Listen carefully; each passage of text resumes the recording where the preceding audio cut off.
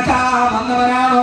കൽവാലയത്തിന്റെ മത്താവിനെ നെഞ്ചിൽ വിരിച്ച് ചാരി എന്നിട്ട് ഹബീബായ നബിയുടെ നേരെ നോക്കിയിട്ട് മുഹമ്മദേ, നീ ഞങ്ങളെ നന്നാക്കാൻ പ്രസംഗിക്കുന്നു.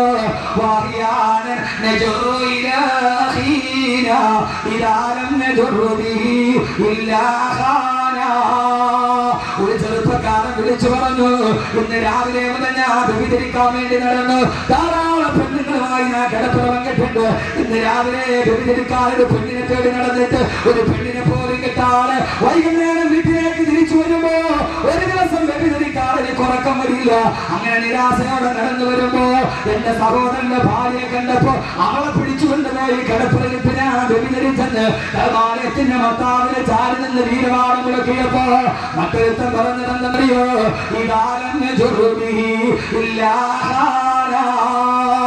വഴിയിലൂടെ നടന്നു പോകുന്നവനെ പിടിച്ചു നിർത്തിയിട്ട് കരുത്തറത്തിട്ട് മടിശീല പൊട്ടിക്കുന്നവനാണ് ഞാൻ.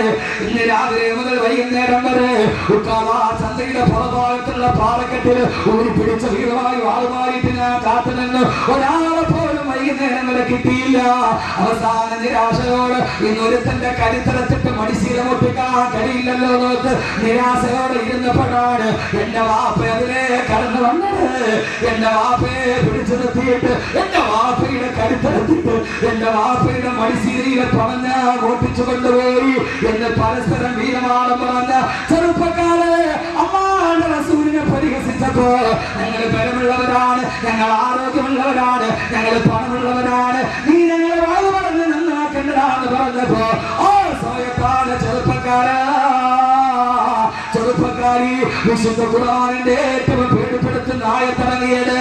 ആ ഹബീബായ നബിയുടെ മനസ്സ് നൊന്തപ്പോ ആകാശത്ത് നിന്ന് ജിബ്രീൽ വന്നില്ലേ, നബിയെ അൽഹാകുമുത് തകാബുർ അൽഹാകുമുത് തകാബുർ ഹത്താ സുർതുൽ മഖാബിർ കല്ലാ സൗഫ തഅലമൂൻ തുമ്മ കല്ലാ സൗഫ തഅലമൂൻ. അവരോട് പറ, കൽവാലയത്തിന്റെ മത്താവിനെ നെഞ്ചിൽ വിരിച്ചിട്ട് ആരോടാ ഞാൻ ഈ പറയുക? ഭീമാപള്ളി എന്ന അല്ലാഹു അനുഗ്രഹം ചെയ്തൊരു തീരപ്രദേശത്ത് ജനിച്ചിട്ട് കല്ലിന്റെയും കഞ്ചാവിന്റെയും ചരസിന്റെയും അശ്ലീലത്തിന്റെയും അടിമകളായി ആര് പറഞ്ഞാലും ഞങ്ങൾ നന്നാവില്ല. അറിയാനൻ നജറു ഇലാഹീന ഇലാലൻ നജറു ബിഹി ഇല്ലാഹാന. ആരോട് കൂടെ പറപ്പിനോട് ഞങ്ങൾ ഇത് ചെയ്യുമെന്ന് എന്റെ ചെറുപ്പക്കാരാ വീരവാദം മുടക്കുന്നെങ്കിൽ അള്ള ചോദിക്കുകയാണ്, എടാ തെമ്മാടി, എടാ തെമ്മാടി, അൽഹാകുമുത് തകാബുർ, ഏതുവരെയാണ് നിന്റെ നെഞ്ചിങ്ങനെ തിരിച്ചു നിൽക്കുക? ഹത്താ സുർതുൽ മഖാബിർ, ഈ പള്ളിക്കാട്ടിൽ കൊണ്ടുപോയി നിന്നെ മുഖത്തും മണ്ണ് വാരി ഇടുന്നത് വരെയല്ലേ? അതുവരെ അല്ലാതെ നീ അഹങ്കാരം പോയോ? ഏതുവരെയാ? ഹത്താ സുർതുൽ മഖാബിർ, പള്ളിക്കാട്ടിൽ കൊണ്ടുപോയി നിന്നെ മനസ്സിൽ കിടത്തിയിട്ട് നിന്റെ സുന്ദരമായ മുഖത്തേക്ക് മണ്ണ് വാരിയിടുമ്പോ ചേരി ചെന്ന് കിടക്കണ നമ്മുടെ മേലെ വരുന്നത് കല്ലാണ്. ഇലയമ്മേ തണ്ണീരടും ചേർത്ത് മണ്ണടിനാല് മറമാട് കാബർ ബഹുജോറിലേ, മറമാടും കാബർ ബഹുജോറിലേ.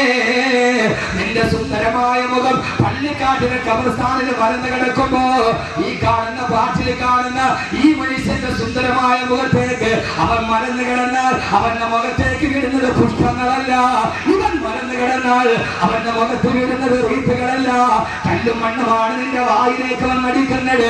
രാജമ്മാടി, ഏതുവരെയാ നീ ഇത് പറയുക? ഹത്താ സുർതുൽ മഖാബിർ, പള്ളിക്കാട്ടിൽ നിന്നെ മലത്തിൽ കിടത്തുന്നത് വരെ അള്ള പറയുകയാണ്,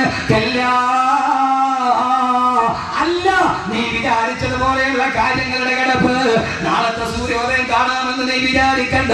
സൗഫ തഅലമൂൻ, പുറകെ നീ നന്നായിട്ട് കാര്യം മനസ്സിലാക്കും, പുറകെ നന്നായിട്ട് നീ കാര്യം മനസ്സിലാക്കും, പുറകെ നീ പിന്നീട് കാര്യം മനസ്സിലാക്കും. എന്റെ മോനെ, ആർക്ക് വേണ്ടി 6 നിരപരാധികളെ രക്തം വീണ ഭീമാപള്ളിയുടെ തീരപ്രദേശത്ത് പിടഞ്ഞു വീണപ്പോ അവനാണ് കലാപക്കാരനെന്ന് ഇവിടുത്തെ സർവ്വ ആളുകൾ റിപ്പോർട്ട് ചെയ്യപ്പോ ആരാണ് സഹായിക്കാനുണ്ടായിരുന്നത്? ആർക്കാണ് ഉണ്ടായിരുന്നത്?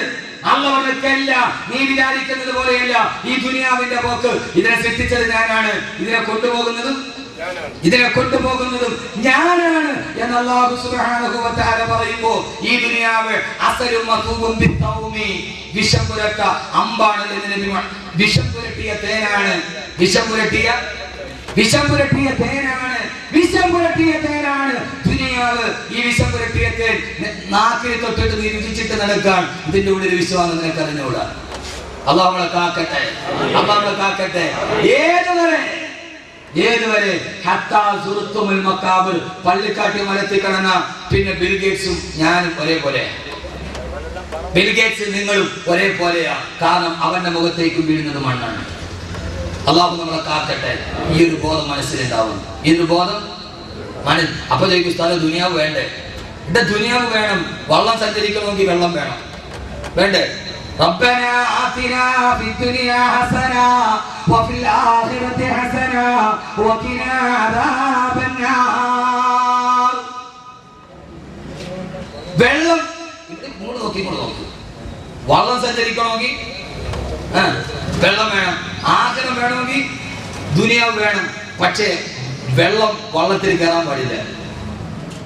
വള്ളം സഞ്ചരിക്കണമെങ്കിൽ വെള്ളം വേണം, പക്ഷെ വെള്ളം വള്ളത്തിൽ കേറിയ അല്ലേ? ഉസ്താദേ ദുനിയാവ് വേണം, വേണ്ടെന്നാലും പറഞ്ഞ ദുനിയാവ് വേണം. പക്ഷേ വെള്ളത്തിന്റെ മീതെ കിടക്കാവൂ. വള്ളത്തിൽ വെള്ളം കയറാൻ പാടില്ല. ദുനിയാവ് നമ്മുടെ അകത്ത് കയറാൻ പാടില്ല. ദുനിയാവ് നമ്മുടെ വെളിയിലേക്ക്, ദുനിയാവ് നമ്മുടെ ഉള്ളിൽ. എപ്പോ വിടണമെന്ന് വിചാരിച്ച അപ്പൊ വിടും. ഞാൻ ഇവിടെ നിർത്തിയിട്ട് പറയല്ലേ, നാളെ ഈ വാദം നിർത്തിയിട്ട് പ്രസംഗം നിർത്തിയിട്ട് ഒരു തൈക്കാമിന് പോയി സാദാ സീത ഇമാമാകണമെന്ന് തോന്നിയാൽ അതിന് പാകപ്പെട്ട മനസ്സുമായിട്ടാണ് ഞാൻ നിൽക്കുക. നിങ്ങൾ ആരും ഒരാണ്ട് ശങ്കിക്കണ്ട. ചില ആളുകൾ പറയുമ്പോൾ അത് നല്ല സെറ്റപ്പിലല്ലേ ഇപ്പോൾ. ഞാൻ എൻ്റെ കൽബിനെ ഞാൻ പാകപ്പെടുത്തിയിട്ടുണ്ട്. എങ്ങനെ? ഇന്ന് ഈ വാദം നിന്നു, നാളെ രാവിലെ 2000 രൂപ ശമ്പളത്തിന് ഒരു തൈക്കാവിൽ ഇമാമായിട്ടിരിക്കണം. പാകപ്പെടുത്തിയിട്ടാണ് നിൽക്കുക. അള്ളാഹുനാക്കി തരട്ടെ.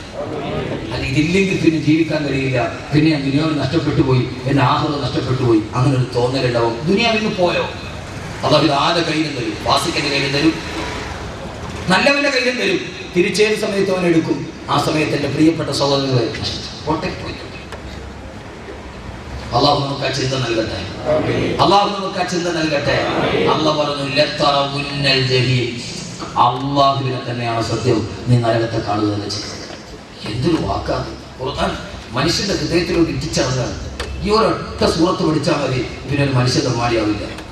അള്ളാഹ് ചോദിക്കാനാണ് തമ്മാടി, നീ എപ്പോഴും വരെയാണ് നെഞ്ചും വിളിച്ചിട്ട് ഞങ്ങളെ നന്നാക്കാൻ വന്നിരിക്കുന്ന? ഞങ്ങളിത് നിർത്താനാ, ഞങ്ങൾ നിർത്തില്ല. കാരണം എന്റെ പ്രിയപ്പെട്ട സഹോദരങ്ങളെ, ഏതുവരെ ലതറവുന്നൽ ജഹീം, അല്ലാഹുവിന്റെ ഖുർആൻ പറഞ്ഞു ലതറവുന്നൽ ജഹീം, നിങ്ങൾ നരകത്തെ കണ്ടുമുട്ടുക തന്നെ ചെയ്യുമെന്ന് അല്ലാഹുവിന്റെ വിശുദ്ധ ഖുർആൻ. അല്ലാഹു കത്തിക്കാളുന്ന നരകത്തിൽ നിന്ന് അല്ലാഹു നാം ഏവരെയും മാറ്റി നിർത്തുമാറാകട്ടെ. കത്തിക്കാളുന്ന നരകത്തിൽ നിന്ന് അല്ലാഹു നാം ഏവരെയും കാത്തിരക്ഷിക്കുമാറാകട്ടെ. അതുകൊണ്ട് സഹോദരങ്ങളെ, ദുനിയാവിൽ ജീവിക്കുമ്പോ 4 കാര്യങ്ങൾ ഓർക്കണം. ഒരൊറ്റ ഹദീസ് മാത്രം പറഞ്ഞ് ഞാൻ അവസാനിപ്പിക്കാം. ഇവിടെ നോക്കി പറയുന്ന കറക്റ്റായിരിക്കും. അല്ലാഹു നാക്കി തരട്ടെ. ഹബീബായ നബി സല്ലല്ലാഹു അലൈഹി വസല്ലമ ഈ നിഴലിനെ കുറിച്ച് പറഞ്ഞ ഒരു ഉപമയുണ്ട്. എന്തോ ക്ലാസ് കഴിച്ചു നോക്കിയായിട്ട് ഇപ്പൊ ഒന്നും കൊടുക്കണം. അവിടെ മാറ്റി ദുനിയാവ് വേണ്ടാന്നുണ്ടെങ്കിൽ പപ്പ ചായ കുറച്ച്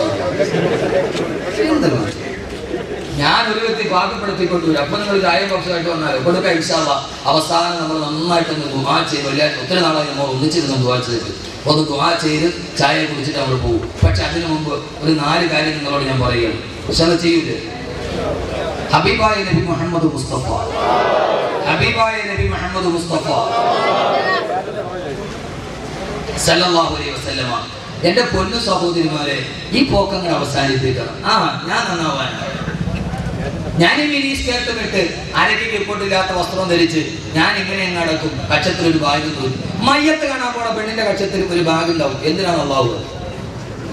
മരിപ്പ് വെട്ടി മയ്യത്ത് കാണാൻ പോവാ പെണ്ണ്, ആ പെണ്ണിന്റെ കക്ഷത്തിൽ ഒരു ബാഗ് തൂക്കിയിട്ടുണ്ടാവും. ആ ബാഗിന്റെ അകത്തോട്ട് ഒന്നും ഉണ്ടാവൂല. താനും ഇതെന്തിനാ തൂക്കിയിരിക്കണമെന്ന് അള്ളാഹു അല്ല.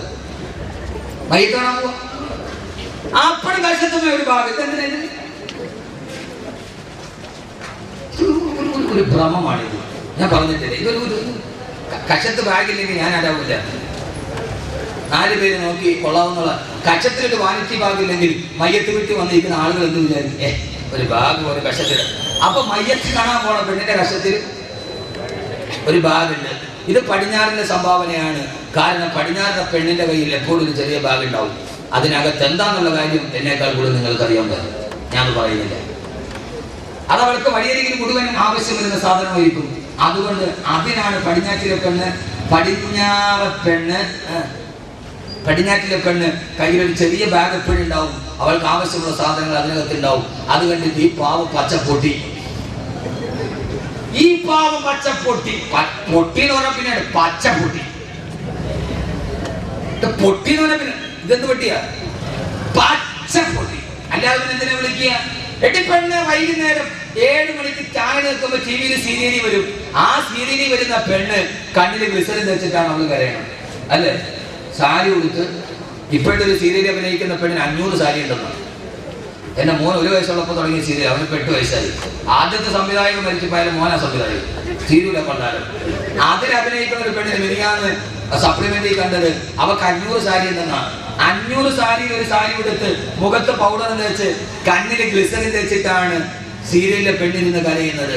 നീ ഭീമാപ്പള്ളിയിൽ 24 മുമ്പിൽ ഇരുന്നിട്ട് അവള് ഗ്ലിസറിൻ തേച്ച് കരയുമ്പോ നീ കൂടെ പച്ചപ്പൊട്ടി. അല്ലാതെ എന്താ പറയുക?